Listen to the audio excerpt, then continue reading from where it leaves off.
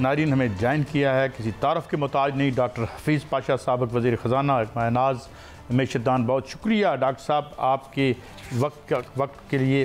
Doctor صاحب میں directly اسی پہ آتا ہوں کہ یہ جو consistently in a matter of days بجلی کی پرائسز بڑھ رہی ہیں. آج 8 روپے 4 پیسے کی منظوری دے دی گئی ہے. جولائی سے کمرشل صارفین کے فی یونٹ کی قیمت 77 روپے 15 پیسے ہو جائے گی اور زرعی صارفین کے لیے بنیادی ٹیرف 6 روپے 62 پیسے کا اس میں اضافہ منظور کر لیا گیا. ڈاکٹر صاحب can you think this is sustainable? اور اس آلریڈی ہم سن رہے ہیں کہ جی انڈسٹری بند ہو رہی ہے. آج مجھے ایپٹما کے چیئرمین بتا رہے تھے کہ ایک صاحب نے 15 ملوں کو کباڑ میں خرید کے تو باہر کہیں ایکسپورٹ کر دیا ہے. How can we get out of this quagmire doctor صاحب؟ بسم اللہ الرحمن الرحیم. آپ نے بہت اہم سوال کیا ہے. ہم سب کو اس بات کی بہت پریشانی ہے کہ ملک میں جو معاشی حالات ہیں وہ بہتر ہونے کے بجائے آہستہ آہستہ خراب ہوتے جا رہے ہیں. اب آپ یہ دیکھیے کہ یہ جو بجٹ آیا ہے ہم سب کے خیالات کے بالکل مختلف رہا ہے.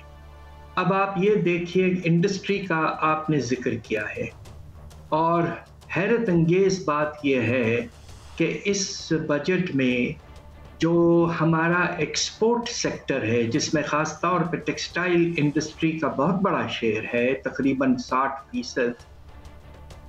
آپ نے ایک حیرت انگیز کام یہ کیا ہے کہ ٹیکس کے نظام کو بالکل ہی تبدیل کر دیا.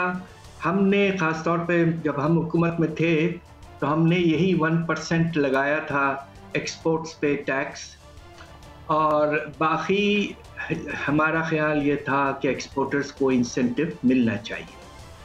اب آپ دیکھیے کہ یہ ہوا ہے کہ ایڈوانس ٹیکس کو تو ڈبل کر دیا 1% سے 2% اور سال کے اینڈ میں نارمل ٹیکس یعنی کہ تقریباً 30% ریٹ پر ٹیکسیشن کیا جائے گا پروفٹس پر.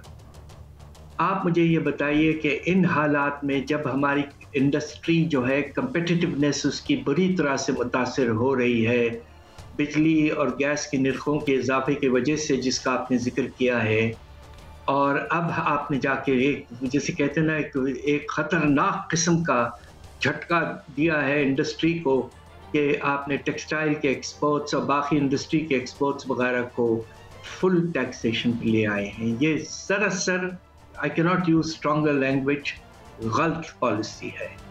آپ یہ دیکھیے کہ ہندوستان بنگلہ دیش وغیرہ بڑے سلیقے سے اپنے ایکسپورٹرز کو بہت انسینٹیوز دیتے ہیں. کیا ہیں وہ انسینٹیوز؟ بنگلہ دیش آپ کو حیرت ہوگی کہ ویلیو ایڈڈ ایکسپورٹ پر جو ان کی ایکسپورٹ انکم ہوتی ہے اس پہ 20% زیادہ ٹکا دیتے ہیں. 20% زیادہ. اور یہاں ہم ٹیکس کرنے چلے ہیں. دوسری طرف ہندوستان ڈیوٹی اسکرپس وغیرہ اس طرح کے انسینٹیوز دیتا ہے ایکسیس ٹو کریڈٹ دیتا ہے وغیرہ وغیرہ. تو میرے بالکل کچھ سمجھ میں یہ بات نہیں آئی ہے کہ ہم نے کیوں اپنی انڈسٹری کو اتنا سنگین جھٹکا دیا ہے کہ اب یقیناً ٹیکسٹائل کی انڈسٹری کے بہت سے یونٹس بند ہونا شروع ہو جائیں گے خدا نخواستہ.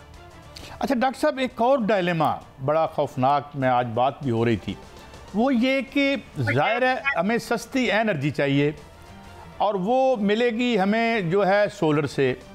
لیکن اب مسئلہ یہ ہے کہ اگر سولر سے ہم اضافہ کرتے ہیں اب تو سولر پہ ٹیکس لگا دیا یعنی اس کی جو ایکوپمنٹ ہے اگر پھر بھی یہ اس میں سے ہم بجلی کی پیداوار بڑھاتے ہیں تو ادھر ہمارے اخراجات بڑھ جاتے ہیں پیچھے وہ. اور دوسرا یہ کہ جو معاہدے ختم ہو رہے تھے ان کی بھی رینیول کی خبریں آ رہی ہیں.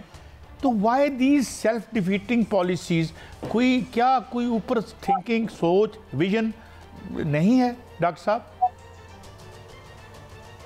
بات یہ ہے کہ جو 1994 کی پالیسی جو تھی لائی گئی تھی پاور پالیسی اور اس وقت آپ کو تو اندازہ ہوگا حکومت میں کون تھے، اور اس کے نتیجے میں آئی پی پیز کو دعوت دی گئی اور ان سے یہ کہا گیا کہ اگر آپ پاکستان میں انویسٹمنٹ کرتے ہیں تو ہم گارنٹی کرتے ہیں کہ آپ کو 17-18% return on capital in dollars ملے گا، ان ڈالرز. اس پہ دیکھیے زور اس پہ ہے، اور گارنٹیڈ ہے یہ، اور ساتھ ساتھ آپ پر 0 ٹیکس لگے گا. یعنی کہ کیپیسٹی جو آپ کی جتنی بھی ہے ڈالرز میں، ملینز آف ڈالرز، اس پہ return fixed in dollar terms, production ہو یا نہ ہو. یہ ایک حیرت انگیز پالیسی تھی. اس سے یقیناً انویسٹمنٹ ہوئی، اس لیے کہ آپ یہ دیکھیے کہ اس طرح کی پروفٹیبلٹی پہ اور گارنٹیڈ ریٹرن پر تقریباً ہر ایک سرمایہ دار چاہے گا کہ ہم انویسٹمنٹ کریں.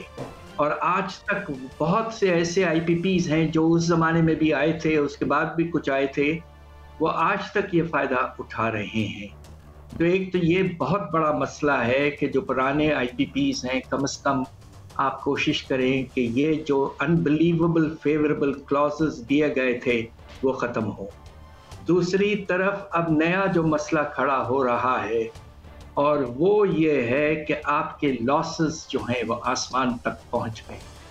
مجھے یاد ہے لیٹ 90s میں جب ہم پاور پالیسی بنا رہے تھے بعد میں، تو اس وقت وابتا کے ہاتھ میں تھے آپ کا ڈسٹریبیوشن کا نظام، اور میں چاہتا تھا کہ وہ نظام وابتا کے پاس ہی رہے. مگر آپ کو شاید آج سن کے یہ حیرت ہوگی کہ world bank was the institution جس نے ہمیں فورس کیا کہ ہم ڈسکوز کی طرف جائیں. میں اس کے خلاف تھا. اچھا، اب ڈسکوز آنے کے بعد اور پرانا آپ نے سارا پیسہ اپنا جنریشن پہ لگا دیا، اور ڈسٹریبیوشن کا نظام آپ کا 30 سے 40 سال پرانا ہو چکا ہے. اور آج پاکستان کے total system losses distribution plus billing 23% پہنچ چکے ہیں. حیرت انگیز لیول. لیٹ 90s میں اٹ یوزڈ ٹو بی 11%. یہ حال ہے آپ کے پاور سے. Complete destruction in terms of the management quality and in terms of the lack of investment in power distribution. تو یہ ہے ٹریجڈی پاکستان کے ساتھ. اچھا ڈاکٹر صاحب، ایک طرف تو ہم تقریباً یہ میں قرضے کی بھی دیکھ رہا تھا، 41% قرضہ جو ہم نے لیا مسلم لیگ نون کے دور میں لیا، پیپلز پارٹی کے دور میں 38% لیا، مارشل لاء میں بھی کچھ ہم نے لیا. اب سوال یہ ہے ڈاکٹر صاحب میرا آپ سے کہ ایک طرف تو آپ ٹیکس کی برمار کر رہے ہیں، بجلی کے بلوں نے دو بھر کر دیا ہے. میں باہر جاؤں مارکیٹ میں تو ہر آدمی جو تھوڑا بہت پہچانتا ہے اسی پہ بات کرتا ہے. ڈیلی خبر آئی ہے کہ 71.8 ارب روپے سرکار قرض لے رہی ہے، چاہے کمرشل بینکوں سے لے، چاہے ظاہر وہیں سے لے رہی ہوگی. تو for how long this can be sustainable? We have two examples of Sri Lanka and also Kenya. اور کینیا میں تو اللہ نہ کرے، اللہ ہمیں محفوظ رکھے، اس سے پہلے ہم واپسی کا سفر کریں. But if this continues, scenario کیا نظر آ رہا ہے آپ کو؟ دیکھیے، سینیریو تو واضح ہو چکا ہے کافی حد تک. معاشی حالات اور فائنینشیل کنڈیشنز کے لحاظ سے آپ کو تو شاید اس بات کا پورا اندازہ ہوگا کہ فیڈرل گورنمنٹ کے جو ریونیوز ہیں، اور جب ساتھ میں NFC ایوارڈ کے تحت پروونسز کو جو حصہ ہے ان کا ٹرانسفر کر دیا جاتا ہے، تو جو نیٹ ریونیوز فیڈرل گورنمنٹ کے پاس بچتے ہیں وہ تقریباً 2000 بلین کم ہیں اب صرف انٹرسٹ کو پیمنٹ کرنے کے، سود کی پیمنٹ اپنے قرضوں پر.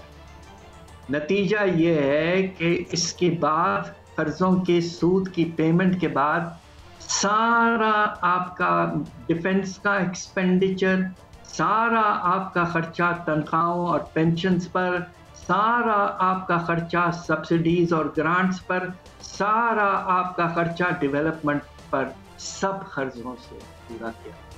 یہ سسٹینیبل نہیں ہے.